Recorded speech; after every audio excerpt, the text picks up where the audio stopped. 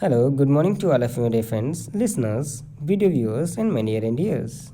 I, Ajay Sharma, welcome you to my this channel once again. As you know that I have started a series over short stories, and I had a promise to you that I will bring one story daily to you so that you can also improve your English to the advanced level. And this is your responsibility to share the video to your friends, colleagues, and to whom you love a lot, so that they can also get benefited by watching the video. Okay, and if you are new to this channel, please do subscribe, share, click the bell icon, and comment as well. If you find this video helpful, so it is your responsibility to like the video, share, subscribe, and comment in the comment thread. Okay, so when I was in 12th class, my dearest sir was used to teach us, so I will also uh, remember the memories when I was in 12th class. So come, let us get started from here. And first of all, I will read this whole story in one go, and after that I will elaborate every bit of this chapter in detail. Okay, so come, let us get started from here. Here we go. The Gold Watch, Panji Kakar Rafi. Please have a look about the author. Panji Kakar Rafi, a famous Malayalam writer. Malayalam is a language of Kerala. Panji Kakar Rafi, a famous Malayalam writer, was born in Kerala in 1924. He is a trade unionist. Trade unionist means a person who support laborers and workers. So he is a trade unionist who criticized the working of the church and the priests. Criticized means to oppose someone, okay, to protest against someone. So he was protesting against low paid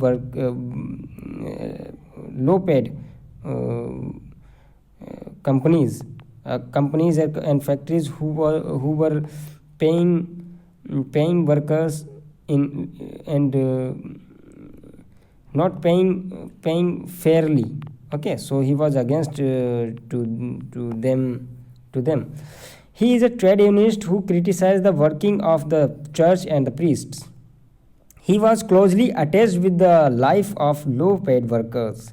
He has written both short stories and full-length novels. So he is a novelist as well. Okay. So about the story, Sanku was a low-paid worker in a factory. He had a small family having a wife and two children. A third child was also about to come. He had taken a lot of money on loan. He had so many economical problems. He had no way out to solve them except stealing the gold watch of the engineer. Does he steal the gold watch? What are the feelings before stealing the watch? What are the reactions after he did it? Read the story to get the answers of these questions. So, here we go. The story starts from here. As on many previous nights, Sanku could not get any sleep at that night. He turned and tossed in his bed, but it was no use. The more he thought, the worse he felt. He closed his eyes and lay on his stone mat in the darkness, and yet he could not see it as he could see it as clearly as during the day. The deserted office room. When everyone had gone out for rest or for lunch, the glass window was only partially closed. On one end of the table inside were a few of fat volumes. At the other end, a pen, an ink bottle, and so forth. And in between was a gold watch, with its gold chain placed on a book. Open the window and stretch out your hand about a foot, and you can pick it up. Everyone is out for lunch. Nobody will know. Sanku remembered his efforts, his cowardice, and his vacillation during the past few days. He had never seen anyone there at that time, and yet he had been afraid. He had trembled and felt breathless. That was why he was refrained from taking the watch every time. It would not do to put it off any longer. If he thought any further, he would not be able to do anything.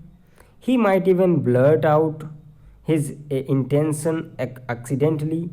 So he must take it tomorrow. Suppose he did not. Now, Sanku's thoughts began to linger over the thorny problems of his life. Tomorrow would be the third day of the month.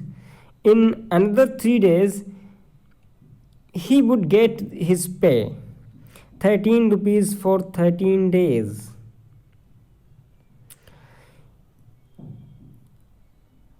He had to pay 4.5 rupee for purchase at the store. There would be a balance of 8.5 rupees. He had repaid only 5 out of them. 10 rupees he had borrowed from the fund the previous month to get home for his mother's death anniversary. No, he must pay the remaining 5 rupees with interest at 6 paise a rupee a week. At the tea shop, he owed over 3 rupees for 2 weeks, besides previous arrears amounting to a rupee and a half.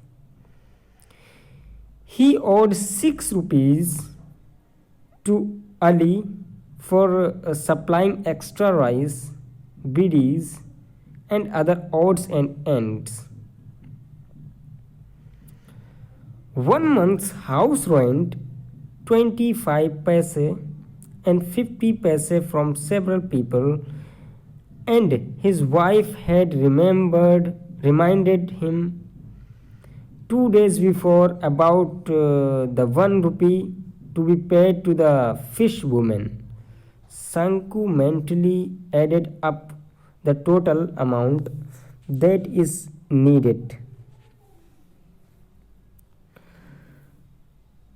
What he was going to get was just 8.5 rupees. What he owed was 22 rupees 30 paise. He had other needs too. He had borrowed 3 rupees from his wife. This was out of the sum she had slowly saved up now and then in order to buy a waist chain for the younger child. He had assured her that he would buy it out of his pay that month. Sanku's heart beat uncontrollably fast. Through his heartbeats, he could hear the harsh voice of the tea shop owner, Kochini, Ali's hollow laughter and vulgar words, and the irritating talk of Lenopo, who was in charge of the fund. He felt that they were all surrounding him like rowdy boys armed with sticks gathering around a stray dog. Was a horrible scene. What a horrible scene. Finding it unbearable, Sanku turned over on his stomach and thought, I have no alternative but to pick it up tomorrow. Will it not fetch at least 20 rupees? Even 15 will do. 15 plus 8 and half, that is 23 and half rupees.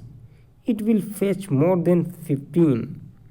He would be able to pay his debts and live in peace, a life free from debt. With a feeling of relief, he drifted into a light sleep. It was morning. What? Are you still asleep? Sanku's wife said gently, shaking his shoulders.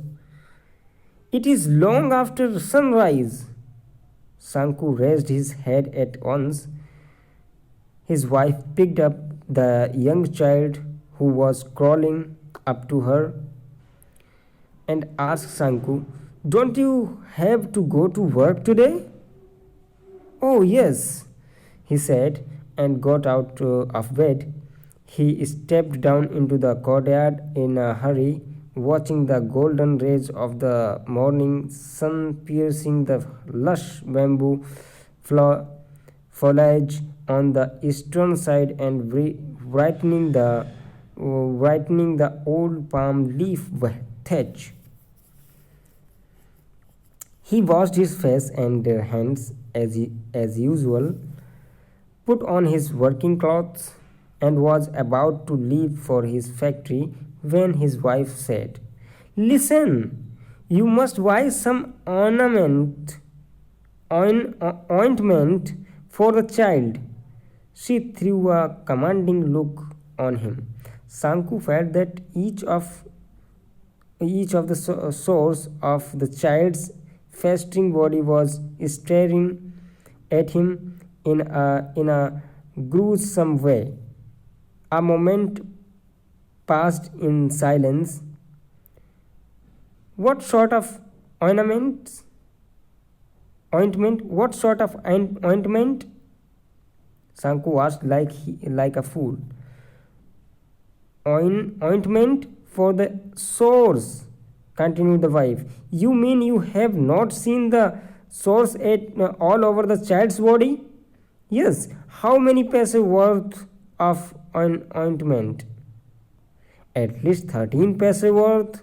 We must apply it for 3 days at least.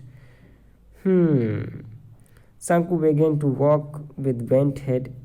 Please, she called out in a soft voice.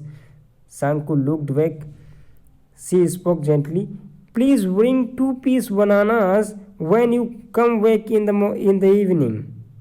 The baby starts crying at night, and I have no milk to give him. She stood there pulling up her blouse with her left hand. Then Sanku noticed her belly bulging out. Was it another burden on the way? Sanku was stunned. He cursed himself, and with a deep sigh, he resumed his walk to the factory. Listen, do not forget, the wife reminded him. Sanku nodded his head and walked on. At 1 o'clock, the bell rang for the interval. Everyone rushed in haste to homes, halls for tea, shops for lunch. Sanku was the only one who did not go anywhere. He stood leaning against a pillar in a corner on the west side of the office. His heart was clouded and bursting with impatience. A few moments passed. The engineer, a short, fat Englishman with cat-like eyes, was looked like a marble statue, got out of the room, closed the door, and left. As usual, there was no watch on his wrist. Sanku's heart felt cool with relief. A few more moments passed. Sanku looked all around. There was nobody in sight. He walked towards the office. The glass window, as usual, was only partially closed. The gold watch was on the table. How it glittered! His heart beat faster. The Englishman would return after lunch and his siesta only by 4 o'clock. A good opportunity. There was nobody around. 1, 2, 3, 6 or 7 minutes passed. Suddenly Sanku thought, suppose someone see me. As in the past few days, fear pushed him forward. He took a few steps, looked around, but saw no one. Prompted against by urgent need, he walked towards the room. Once again, he looked around. Nobody was there. A shudder passed through his veins. His heart throbbed. 1 second passed. He stretched out a hand, and the gold watch was in it. Nervously, his eyes made a quick survey. No one was there at all. Trembling, he put the watch in the pocket of his trousers. He held his breath and walked forward in haste. After about 10 steps, he looked back. Then he saw someone walking quickly along the eastern corridor. Obviously, he was going to the he is going to the timekeeper's office. He must have seen everything. Perhaps he was hastening to inform the watchman at the gate. Oh God, had he wangled? Sanku stood like a pillar, petrified. The gold watch seemed to burn his pocket like a burning cinder. It sent sparks along his nerves. The whole world seemed to be spinning around him in a blazing fire. Flames arose from every particle of sand. No shade was coolness anywhere. Everything was on fire, burning. Brother Sanku, why are you standing here like a pillar? Sanku turned with a start and saw Madhavan standing close by. Sanku stammered out, "No reason, for nothing. God on my lyre," Madhavan said, and with a laugh, and walked away to his work. He must have gone. The reporter, the theft, my God. Everyone probably knew about it. All the night, all the 800 odd workers at the factory would surround him noisily. They would look at him in scorn. They would all remark with derision, "Theft, theft." Then he would be taken before the white boss and reprimanded. How sternly he would look at him. Sanku would surely be dismissed. That fellow, Vakri, was dismissed just for taking an old umbrella. A cold fear stirred Sanku's heart, which was choked with depressing thoughts. The guard would be waiting at the entrance of the timekeeper's office. He would catch him. No, that will lay danger. He would put his wag in its place, a scorching cinder that was burning him. But then, oh no, he said to himself, and 1 second thoughts. What finally he made up his mind, he was at the office room and the window still remained half open. Sanku looked around. No one was there, no one at all. He took the gold watch quickly out of his pocket. His hand trembled like a sharpened leaf. He presently remembered his home and his unpaid debts. What was to be done? Sanku felt suffocated. The sound of the footstep behind him. Someone was returning. He put the watch on the table and breathlessly walked away. So, this is the end of the story. What are difficult words we have seen this in this story. So Sanku was not a thief. He has not stolen the watch because he was very frightened. He was very feared. He was afraid of stealing something because no one was watching except he thought himself that someone is watching him and someone has seen him. That's why he has not stolen the money, stolen the watch, and kept and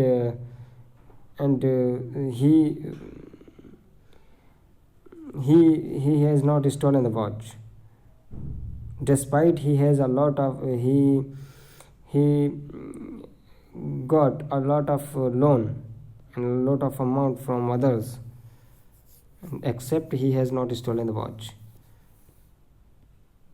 So come, let us go through the difficult words here. Deserted means like a registan, the registan. So deserted means forsaken, ekant, gently, very softly, very politely, very softly. वैसिलेशन का हिंदी में मतलब होता है, जैसे वैसिलेशन होता है किसी चीज़ का वैसिलेट होना, मतलब कंपन लगना, बहुत कपकपाना, वैसिलेशन होना, ठीक है. हिचकिचाना, हेजिटेट होना, hesitation. Trembled, shivered, refrained, stopped. To put it off means उतारना. पुट इट ऑन मीन्स उसे पहनना. Blurt means saying something all of sudden. Blurt एकदम से बोल देना, सडन. इंटेंशन मीन्स इरादा, डिजाइन, पर्पज, डिजायर. डिजाइन नहीं, डिजायर होगा. Intention. Odds and ends, small articles, छोटी छोटी चीज़ों को बोलते हैं ऑड्स एंड एंड्स. वल्गैरिटी मतलब वल्गर, आपके बातों में वल्गैरिटी है तो इसका मतलब क्या है, आपकी बात क्लियर नहीं है, वल्गर है. इल मैनर्ड है, बदतमीजी है, उसमें कुछ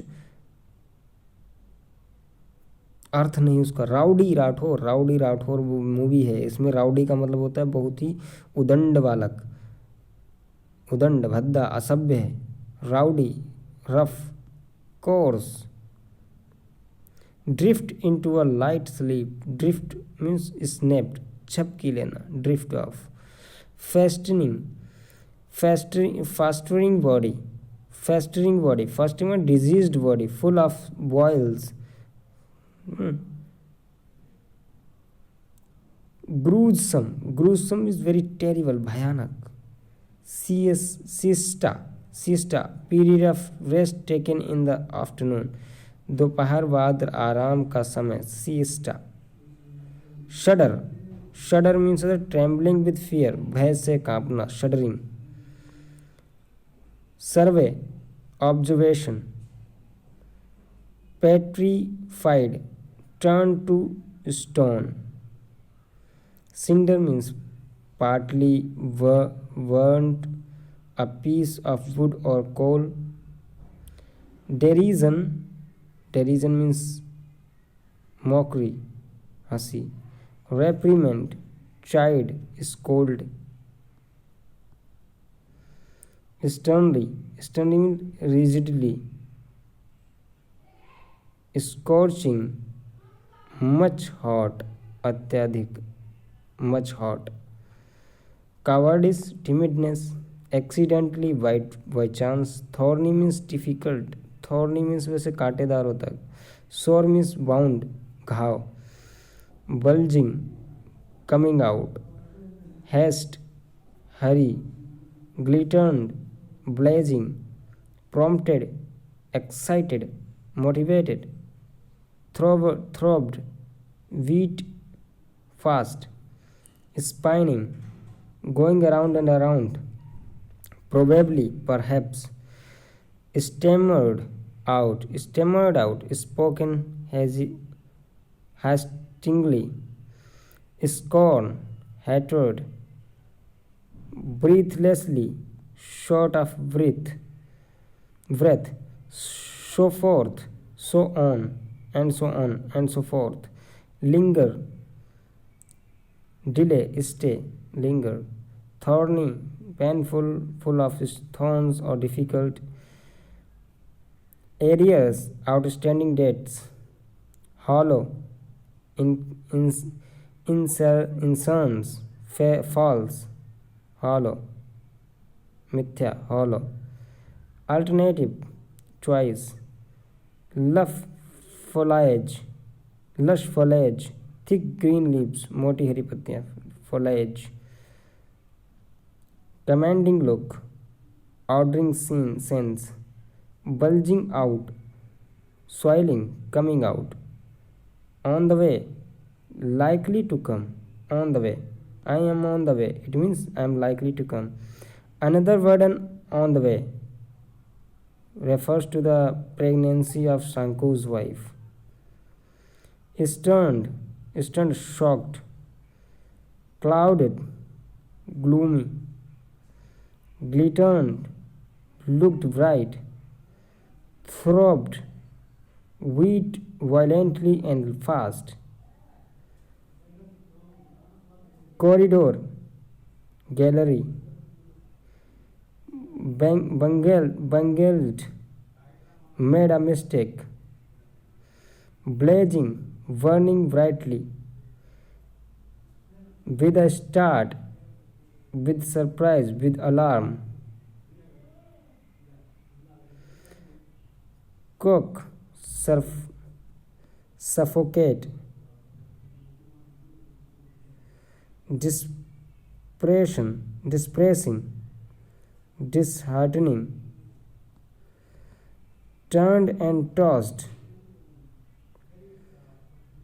Some people are unwilling to attend the classes. Turn and tossed party. Stretch, spread, reminded, make someone odd, indebted, assured, made someone believe.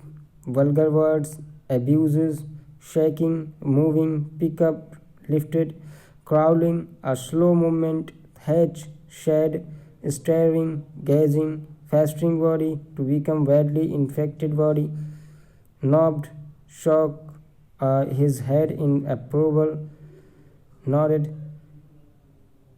resumed, proceeded, need, reprimand, obviously, clearly. So this was all about this chapter mean. I hope you have gone through and watched the video. Thank you for watching. Have a nice time. Thank you.